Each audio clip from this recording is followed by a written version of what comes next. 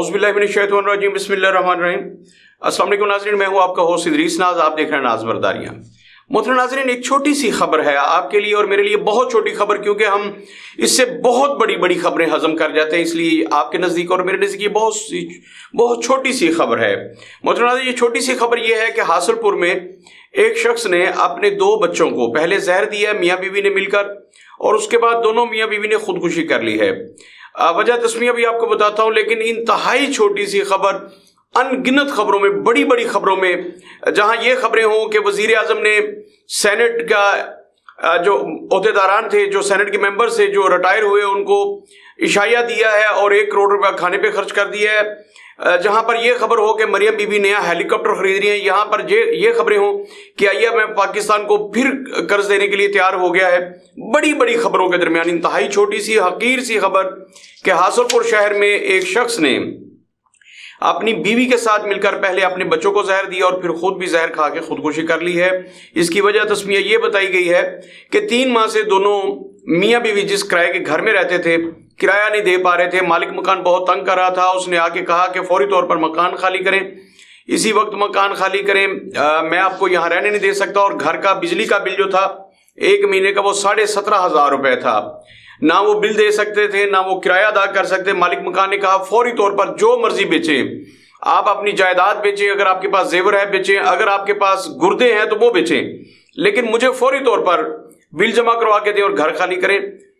जिस पर उस शख्स ने, बच्चे भूख से बिलक रहे थे, वो दूध मांग रहे थे, उस शख्स के पास कुछ नहीं था, लाचार थे मियाँ बीबी, और मालिक मकान बाहर खड़ा था। वो कह रहा था घर खाली करें, बिजली का बिल पे करें, मुझे क्लियर दें बिल, और उसके बाद आप इस घर को खाली कर दें। तो दोनों मियाँ बीवी ने यह फैसला किया। फिर उन्होंने जहर खा के पहले अपने बच्चों को जहर दिया और उसके बाद खुद जहर खा के खुदकुशी कर ली है। मोहतरम नाज़रीन, ये मेरे लिए और आपके लिए बहुत छोटी सी खबर है। हम इस खबर पर कुछ भी नहीं, हमारे ना रोंगटे खड़े होते हैं, ना आसमान कांपता है, ना जमीन कांपती है, कुछ भी नहीं होता इस पर। ऐसी अनगिनत खबरें हमारे इर्द गिर्द होती हैं। किसी ने खुदकुशी कर ली, नहर में छलांग लगा ली, किसी ने तेल छिड़क कर अपनी जात पर खुद को आग लगा ली, कोई ट्रेन के नीचे आ गया, किसी ने रस्सी गले में डाली और खुदकुशी कर ली। ऐसी अनगिनत खबरें इर्द गिर्द होती हैं।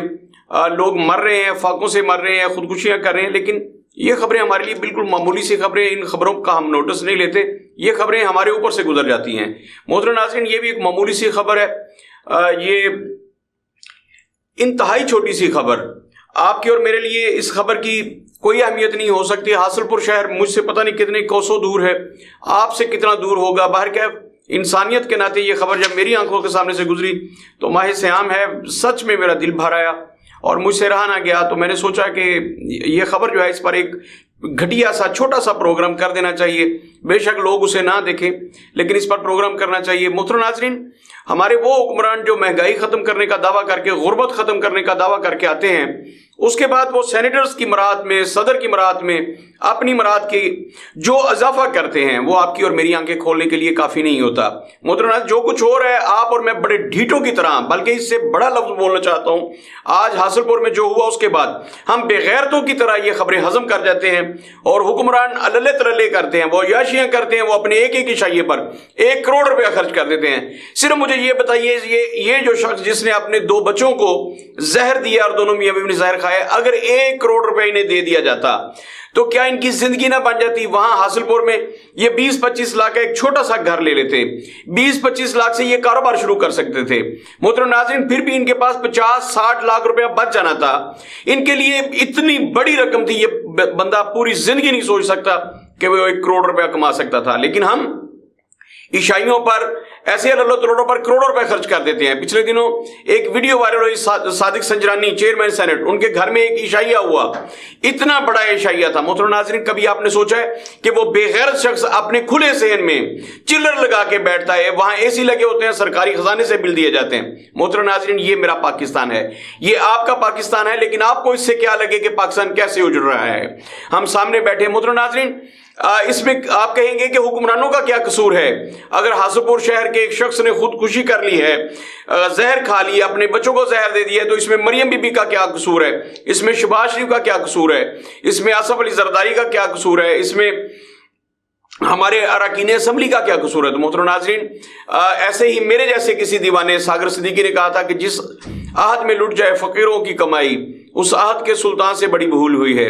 मोहतरम नाज़रीन, कहीं ना कहीं तो हुक्मरान से भूल होती है तो लोग खुदकुशियां करते हैं, आपकी गलत पॉलिसियां होती हैं तो लोग खुदकुशियां करते हैं। मोहतरम नाज़रीन, आपके लिए ये बहुत छोटी सी खबर होगी, शायद मेरी नज़रों से भी गुजर जाती अगर मेरा ज़मीर ना जागता, अगर मेरा ज़मीर मुझे जूते ना मारता कि इस खबर को आम खबरों की तरह आंखों से गुजार कर आगे ना निकल जाओ, इस खबर पे रुको, इसे दोबारा पढ़ो, एक मरतबा फिर पढ़ो, दोस्तों के साथ शेयर करो।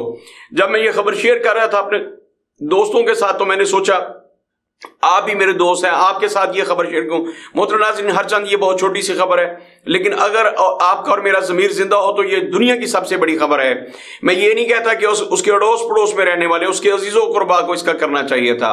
मुझ पर भी ये जिम्मेदारी है, आप पर भी ये जिम्मेदारी है, हम पर यह जिम्मेदारी है कि हम ऐसे हुक्मरान मुंतखब करें, हम ऐसे हुक्मरानों को जूते की नोक पर लिखें जो सिलेक्ट होके आते हैं गरीब आवाम के नाम पर, लेकिन बाद में वो अपने अल्लतरोड़ों में और चोरी चकारी में लग जाते हैं, मुल्क को लूटने लग जाते हैं। मोहतरम नाज़रीन, मुझसे एक दोस्त ने सवाल किया था, उन्होंने कहा था कि लोग हमारे हुक्मरान गुर्बत खत्म क्यों नहीं करते, इस मुल्क से वो चाहे तो हो सकती है।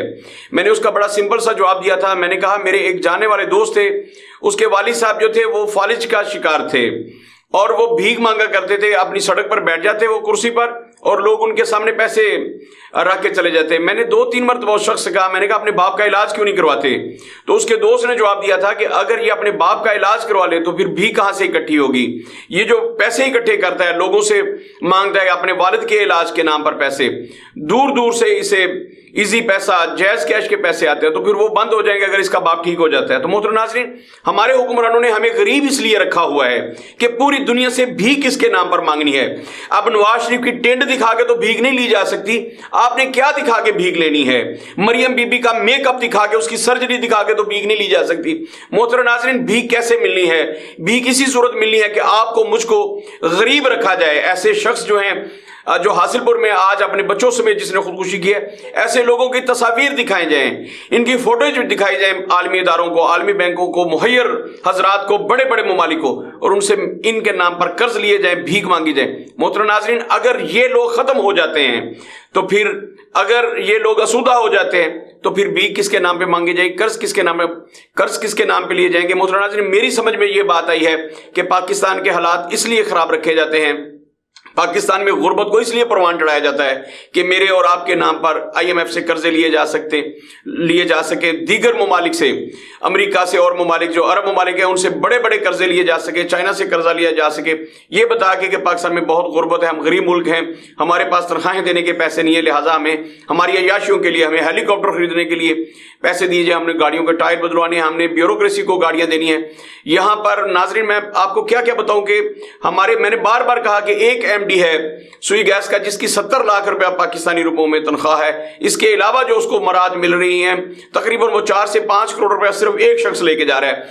सुप्रीम कोर्ट के जजेस अलामान अल हफीज, अगर इनके बारे में कुछ कहा जाए तो ये तौहीन अदालत है। लानत ऐसे निजाम पर, लानत ऐसे सिस्टम पर कि जहां चीफ जस्टिस इनके लिए रात 12 बजे अदालतें खोले, लेकिन वो शख्स जिसने हासिलपुर में अपने बच्चों समेत खुदकुशी की है, अपने बच्चों को पहले कत्ल किया है, इसे कत्ल कहा जा सकता है, लेकिन इसका जिम्मेदार वो शख्स है, ये तो कोई मुफ्ती फतवा दे सकता है। मुफ्ती कवी रहमान से फतवा लेना चाहिए कि मुफ्ती साहब इसका जिम्मेदार वो घटिया शख्स है या इसका शख्स या इसकी पूरी खुदकुशी के हवाले से मुजरिम जो है वो आपके हुक्मरान है। ये आप फतवा दीजिए, क्योंकि आपसे बड़ा मुफ्ती पूरे पाकिस्तान में नहीं है।